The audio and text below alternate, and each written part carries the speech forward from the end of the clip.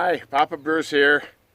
As you can see, I hope you can see, I'm sort of chilling out here in the desert, and back behind me is a teepee tent, the pop-up camper we recently purchased. And we're going to be using it for our journey back to Montana in a week or so. We've decided that we want to avoid people.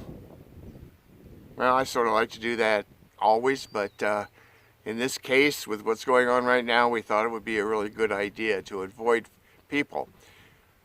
As those of you that have followed along on some of my adventures know that we summer in Montana where we're campground hosts in a Forest Service campground, and we've done that for several years now, the same campground in western Montana on the edge of the Bitterroot Selway Wilderness.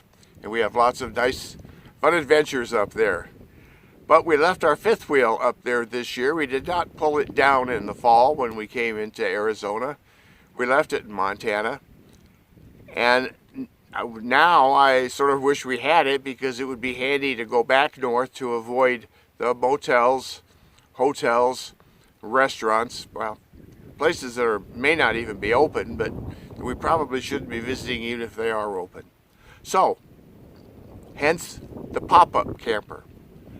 One thing I really like about it is there are a number of areas I've wanted to explore that I just did not feel comfortable pulling a fifth wheel into.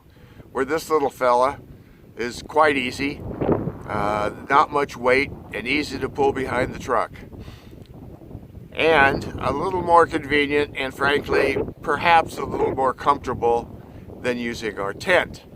Well, I have lots of tents, but the tent that we were planning on using on the way back was the Ozark Trails 7-person teepee tent.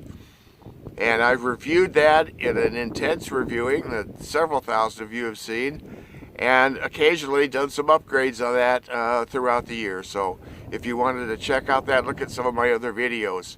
And it's a great tent, it's very comfortable, but it's a tent. It takes a little bit more time to set up a comfortable camp. We're here with the pop-up camper. We just simply, well, we pop it up and then we have a camp.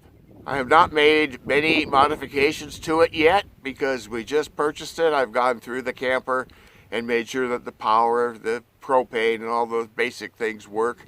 And that's basically all we need to do. We'll probably do some cooking on the stove on the way up, and using the lights.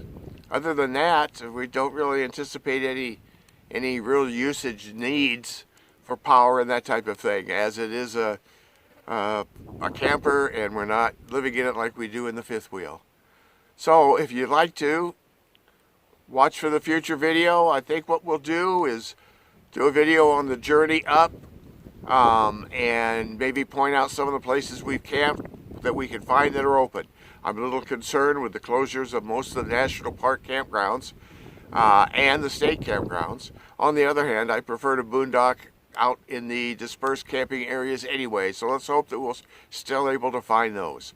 So in any event, pretty soon we'll have that new video heading north. We'll call it North to Montana. We'll see you later. Be careful, be safe, and remember, keep hiking.